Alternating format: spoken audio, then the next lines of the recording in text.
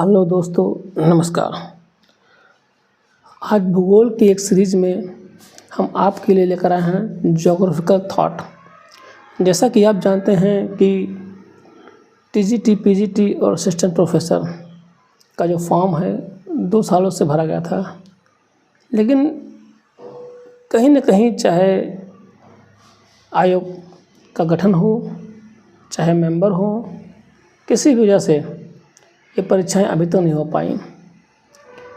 अब देखा जाए तो अब सब कुछ ठीक होता लग रहा है और संभवतः हमें लगता है कि आपका ये टीजीटी, पीजीटी की परीक्षाएं चुनाव बाद या समझ लीजिए कि जुलाई अगस्त में हो जाना चाहिए। तो इसी परिप्रेक्ष्य में हम आपके लिए लेकर आए हैं एक भूगोल का जो थॉट, जो चिंतन है, जो कि सभी परीक्षाओं में पूछा आता है, खासकर टीजीटी, पीजीटी और असिस्टेंट प्रोफेसर। और जो टॉपिक आज का है वो तो बहुत ही इम्पोर्टेंट है, ये कई बार परीक्षाओं में पूछा भी गया है। तो आइए देर नहीं करते, हम शुरू करते हैं। आज हम बात करेंगे अलेक्जेंडर वॉन हम्बोल्ट के, जो कि आधुनिक भूगोल के संस्थापक माने जाते हैं। 18वीं शताब्दी के पश्चात जो भूगोल वेता हुए हैं, उसके बाद वैज्ञानिक उन्नति हुई और देखा जाए तो 2 विद्वान हुए, हम्बोल्ट और कार्ल रिटर। इन्होंने एक अलग दृष्टि से भूगोल को देखा और एक प्रत्यक्ष, समझ लीजिए कि वैज्ञानिक आधार पर, एक ठोस आधार पर इन्होंने भूगोल का अध्ययन किया। और इनके मुख्य कार्यकाल, जो कि 1800 से 1859 को भूगोल का आधुनिक शास्त्रीय काल, मॉडर्न क्लासिकल पीरियड भी माना जाता है। तो हम बात करते हैं अलेक्जेंडर वॉन हम्बोल्ट की। 19वीं शताब्दी के महान भूगोलवेत्ता वॉन हम्बोल्ट, जिनका जन्म 1769 जो कार्यकाल है से 1859 के बीच है। अगर देखा जाए इनकी जीवनी, तो इनका जन्म जर्मनी के प्रुसा में एक संपन्न परिवार में हुआ था। हम्बोल्ट को आधुनिक भूगोल का जनक माना जाता है। एक संपन्न परिवार में हुआ था। इनके जो पिता थे वो सेना में अधिकारी थे और माता जो थी गृहिणी थी। इनकी प्रारंभिक शिक्षा निजी शिक्षकों द्वारा, जैसे आजकल देखते हैं होम ट्यूशन द्वारा, उनके गृह नगर टेगल में हुई। 18 वर्ष की आयु में इन्होंने फ्रैंकफर्ट विश्वविद्यालय में प्रवेश लिया, क्योंकि इनकी माँ इनको कारखाना प्रबंधक का कोर्स कराना चाहती थी, लेकिन इनका उसमें इंटरेस्ट नहीं जागा और ये चले आए थे। तो 18 वर्ष की आयु में इन्होंने फ्रैंकफर्ट विश्वविद्यालय, जो कि जर्मनी में है, में प्रवेश लिया। फिर 1789 में गाटिंगन विश्वविद्यालय में प्रवेश लिया, जहां भौतिक विज्ञान, दर्शन शास्त्र और पुरातत्व विज्ञान का अध्ययन किया। गाटिंगन में ही इनकी मुलाकात प्रसिद्ध वनस्पति विज्ञानी जॉर्ज फॉस्टर से हुई, जिससे प्रभावित होकर इनकी रुचि वनस्पतियों के अध्ययन में जग गई। मैंने बताया था कि इनकी माँ इनको कारखाना प्रबंधन का कोर्स कराना चाहती थी, लेकिन इनकी रुचि नहीं हुई। उसके बाद वो छोड़कर चले आए थे। फिर यहाँ पर आए, तो यहाँ पर इनकी मुलाकात यहाँ जॉर्ज फॉस्टर से हुई। इसी अवधि में जॉर्ज फॉस्टर के साथ राइन नदी होते हुए नीदरलैंड एवं वहाँ से जलमार्ग द्वारा इंग्लैंड की यात्रा की। तब जॉर्ज फॉस्टर के साथ ही राइन नदी, जर्मनी है, राइन नदी जो यूरोप की एक बहुत महत्वपूर्ण नदी है, इसको कोयला नदी भी कहते हैं, क्योंकि इससे कोयले का व्यापार अधिक होता है। नीदरलैंड एवं यहाँ से जलमार्ग द्वारा इंग्लैंड की यात्रा की। 1790 में उच्च शिक्षा हेतु हैम्बर्ग, जर्मनी में ही हैम्बर्ग है, में एक वाणिज्य महाविद्यालय में प्रवेश लिया, जहाँ इन्होंने वनस्पति विज्ञान, वाणिज्य, ज्योग्राफी का अध्ययन किया। खनिज विज्ञान की उच्च शिक्षा हेतु फाइबर्ग एकेडमी ऑफ साइंस में प्रवेश लिया, जहाँ उनकी मुलाकात प्रसिद्ध भूविज्ञानी वार्नर से हुई और उनके अध्ययन में, उनके निर्देशन में ही, उनके अंडर में ही भूविज्ञान का अध्ययन किया। इन्होंने खदानों में पाई जाने वाली एक वनस्पति पर अध्ययन किया और उस पर एक पुस्तक भी लिखा लैटिन भाषा में, द फ्लोराए फ्राइवरजेंसिस, ये लैटिन भाषा में है भी लिखा। हम्बोल्ट ने लैटिन भाषा में भूगोल के लिए जियोग्नाजिया, परीक्षण बहुत पूछते हैं, जियोग्नाजिया शब्द का प्रयोग किसने किया? ये हम्बोल्ट ने किया। ठीक है, जिसे जर्मन में अर्डकुंडे तथा अंग्रेजी में जियोग्राफी बोलते हैं। मतलब कि भूगोल का मतलब भूगोल के लिए अपनी भाषा में मतलब लैटिन भाषा में जियोग्नाजिया शब्द का प्रयोग किया और उसी को जर्मन में अर्डकुंडे कहते हैं और अंग्रेजी में जियोग्राफी कहते हैं। और अगर हम बात करें आगे तो ये तो इनका संक्षिप्त जीवन परिचय था, है तो बहुत, लेकिन अब सब जो इम्पोर्टेंट है उसकी हम बात कर रहे हैं। तो देखा जाए तो खोज और यात्राएं, सन 1800 में ओरिंडको नदी, ये दक्षिण अमेरिका में है और इसका 76% भाग वेनेजुएला में है और 24% कोलंबिया में है, कि लगभग 2700 किलोमीटर बेसिन में इनके यात्राएं की, मतलब खोज किया, सर्वे किया और इनके पेड़ पौधों और जीवाश्मों का अध्ययन किया। मतलब इस नदी की 2700 किलोमीटर जो बेसिन थी उसका अध्ययन किया और इसमें रहने वाले पेड़ पौधों और जीवों का भी अध्ययन किया। सन 1801 में एंडीज पर्वत श्रेणी का सर्वेक्षण किया और वहीं पर कोलंबिया, इक्वाडोर और पेरू में सर्वेक्षण किया। मतलब ये ऐसे देश हैं जहाँ पर एंडीज पर्वत फैला हुआ है।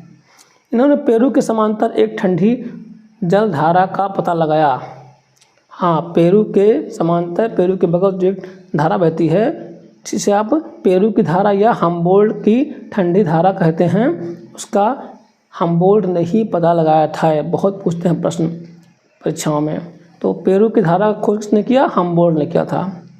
फिर 1803 में मैक्सिको की यात्रा की तथा मैक्सिको के प्रादेशिक भूगोल पर एक लेख लिखा। हम्बोल्ट ने ही प्रथम बार कालमापी या क्रोनोमीटर का प्रयोग करके स्थान की देशांतरों को निश्चित किया। वो पहला विद्वान था जिसने ऊंचाई पर जाकर स्वयं अनुभव किया कि ऊपर जाने पर चक्कर आने लगता है और चक्कर उसको खुद को आया था। मतलब उसने खुद किसी के कहने पर नहीं, उन्होंने खुद ऊपर गए और चक्कर उनको आया, नाक से खून बहने लगा। मतलब उन्होंने खुद एहसास किया कि हाँ, वहाँ पर ऊपर कम दाब के कारण ये सब समस्याएं पैदा होती हैं। भूगोल के संदर्भ में हम्बोल्ट ने सृष्टिवर्णन, कॉस्मोग्राफी शब्द का प्रयोग किया। मतलब कॉस्मोग्राफी शब्द का प्रयोग हम्बोल्ट ने किया है। अब हम्बोल्ट की जो विधियाँ थीं वो कौन कौन सी हैं? हम इनकी विधि या विधितंत्र वैज्ञानिक थी। मतलब कि ये प्रत्यक्ष दर्शन पर ही विश्वास करते थे, सुनी सुनाई बातों पर इनका पूरा विश्वास नहीं था। लेकिन हाँ, ये भगवान को मानते थे, ऐसा नहीं है, नास्तिक नहीं थे। लेकिन ये हर चीज़ों को अपने देख लेते थे और उसका अध्ययन करते थे। मतलब बिना बात के या बिना कोई सबूत के बात को नहीं मानते थे कि अगर कोई कह दिया कि वहाँ पर ये है, नहीं, खुद जाकर देखते थे, उसका संकलन करते थे, उसका अध्ययन करते थे, तब जाके इस बात को मानते थे। हम्बोल्ट की विधियाँ कौन कौन सी हैं? पहला है अनुभाविक विधि, एम्पिरिकल मेथड। अगर हम देखें तो इसमें कहा गया है कि इन्होंने खुद जाकर, मतलब कि जहाँ स्थान पर जाकर खुद अनुभव किया, खुद प्रयोग किया, ठीक है, जानकारी इकट्ठा की, तब जाकर उसको अपना ये सच मानते थे। इसे आगमनात्मक या इंडक्टिव विधि भी कहते थे, ठीक है, और खुद जाके प्रत्यक्ष देखते थे। दूसरा है क्रमबद्ध विधि। तो क्रमबद्ध विधि में क्या होता है? तथ्यों का अध्ययन वर्गीकरण विधि से विषय क्रम के अनुसार, मतलब कि सिस्टम से करते थे। तीसरा है तुलनात्मक विधि। तुलनात्मक विधि में क्या होता है कि दृश्य घटनाओं तथा तथ्यों के वितरण, प्रतिरूपों तथा परीक्षणों की तुलना करके निष्कर्ष निकालते थे। मतलब कि 2-3 चीज़ों का निष्कर्ष निकालते थे, तब किसी ही रिजल्ट पर पहुंचते थे। चौथा है रेखा चित्र विधि। इसमें क्या होता है कि प्रतिरूपों को अधिक स्पष्ट करने के लिए उन्होंने एक चित्र डायग्राम बनाते थे, डायग्राम के माध्यम से उसको समझाते थे। अगला है सूक्ष्मता एवं परिशुद्धता। इसमें क्या है कि प्रेक्षण की सूक्ष्मता और यथार्थता पर विशेष बल दिया जाता था। मतलब कि ये किसी भी चीज़ को सूक्ष्म ढंग से अध्ययन करते थे। इनकी विधि अनुभाविक एवं आगमनात्मक इंडक्टिव थी। ये प्रश्न बहुत पूछते हैं टीजीटी पीजीटी में, अक्सर परीक्षाओं में। अब आगे हम बात करते हैं कि ये हम बोर्ड की रचना कौन कौन सी है, बहुत पूछते हैं इसको, ये तो बहुत इंपॉर्टेंट है। पहला है राइन बेसाल्ट, राइनलैंड बेसाल्ट। हमने बताया था कि राइन नदी का उन्होंने अध्ययन किया था और वहाँ पर खनिजों और शैलों का भी अध्ययन किया था। 1789 में इन्होंने राइनलैंड बेसाल्ट पुस्तक की रचना की। उससे आगे जियोग्नाजिया, हमने बताया था ना, जियोग्नाजिया शब्द का प्रयोग किसने किया था, हमबोल्ट ने किया था। ठीक, ये भूगोल संबंधित है। तीसरा है नए महाद्वीप के भूमध्य रेखीय प्रदेश की यात्रा। बताया था ना कि ये 1815 से 1820 के मध्य फ्रांसीसी भाषा में लिखी थी, जब दक्षिण अमेरिका के ये यात्रा पर निकले थे, कोलंबिया, पेरू, सब एंडीज पर्वत के, तब वहाँ पर उन्होंने इसका अध्ययन किया था। अगला है मध्य एशिया, एशिया सेंट्रल, परीक्षा में पूछते हैं एशिया सेंट्रल किताब किसने लिखी थी, तो 1829 में 2 खंडों में हमबोल्ट ने लिखी थी। अगला है मैक्सिको ए क्यूबा का प्रादेशिक भूगोल। इसमें मैक्सिको और क्यूबा का ये जब वहाँ पर गए थे वो अध्ययन घूमने, तो वहाँ पर इसका अध्ययन किया था। छठा है बहुत ही इम्पोर्टेंट, बहुत ही समझ लीजिए कि महत्वपूर्ण, इनकी समझ लीजिए कि पहचान इसी से है, कॉस्मोस। कॉस्मोस ये 5 खंडों में है, 1845 से 1862 के बीच। इसमें समस्त विश्व का वर्णन दिखाया गया है। अगर हम कॉस्मोस की बात करें तो इसके प्रथम खंड में ब्रह्मांड के स्वरूप का संबंधन है, दूसरे में प्रकृति का चित्रण है, तीसरे में ये खगोल विज्ञान का वर्णन है, चौथे और पांचवें में पृथ्वी का मानव ग्रह के रूप में अध्ययन है। ठीक है, तो ये बहुत ही इंपॉर्टेंट है, बहुत पूछते हैं। कॉस्मोस का जो रचना है किसने की थी, ये हमबोल्ट महोदय ने की थी। और आप देख सकते हैं मेरे चैनल का नाम भी कॉस्मोस है, ज्योग्राफी का टीचर होने के नाते मैंने अपने चैनल का नाम भी रखा हुआ है cosmos.s।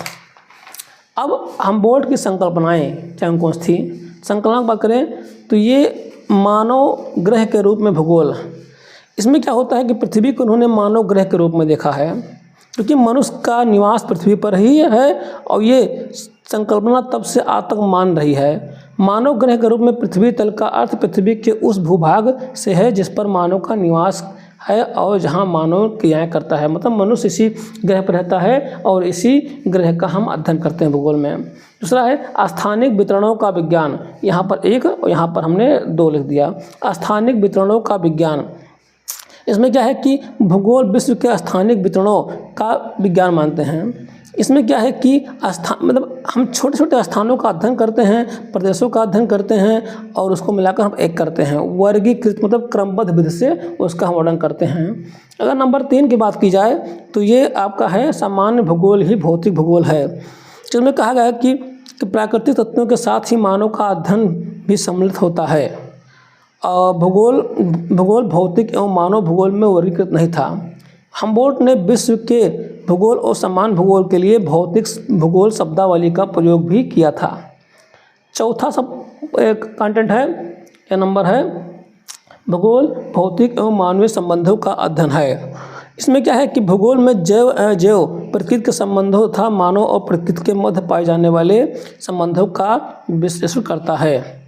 इन्होंने भूगोल उसमें कहा था कि इन्होंने कॉस्मॉस में भी भूगोल की प्रकृति बताते हुए कहा गया था कि समस्त सजीव और निर्जीव तत्वों में पारस्परिक संबंध होता है, मतलब कहा कि हम जो प्रकृति है और मनुष्य है इनमें एक अटूट संबंध है और भूगोल इन्हीं का अध्ययन करता है। अगर हम 5वें नंबर की बात करें तो ये तथ्यों की विसंगतता, ठीक है, तो इसमें समरूपता और समांगता पाई जाती है क्रमबद्ध विज्ञानों में, और भूगोल में अध्ययन किए जाने वाले तथ्यों में विसंगतता और भिन्नता होती है। एक स्थान से दूसरे स्थान में तथ्यों में समानता कुछ न कुछ भिन्नता अवश्य पाई जाती है, जिसका विश्लेषण भूगोल बेता करता है और वो इसका क्षेत्रीय अध्ययन करके इसका अपना एक अच्छा रिव्यू देता है। 6वें नंबर की बात करें तो पार्थिव योग्यता बहुत इंपॉर्टेंट है, टेरेस्ट्रियल यूनिटी। पार्थिव योग्यता में हमबोल्ट का विश्वास था, उनके अनुसार प्रकृति के जैविक अजैविक सभी तथ्य परस्पर संबंधित हैं और एक दूसरे को प्रभावित करते हैं, और भूगोल में इसी एकता का अध्ययन किया जाता है, संपूर्ण प्रकृति में एकता पाई जाती है। तो ये था आपका बहुत ही इम्पोर्टेंट ये हमबोल्ट के बारे में और परीक्षा की दृष्टि से बहुत ही इम्पोर्टेंट है।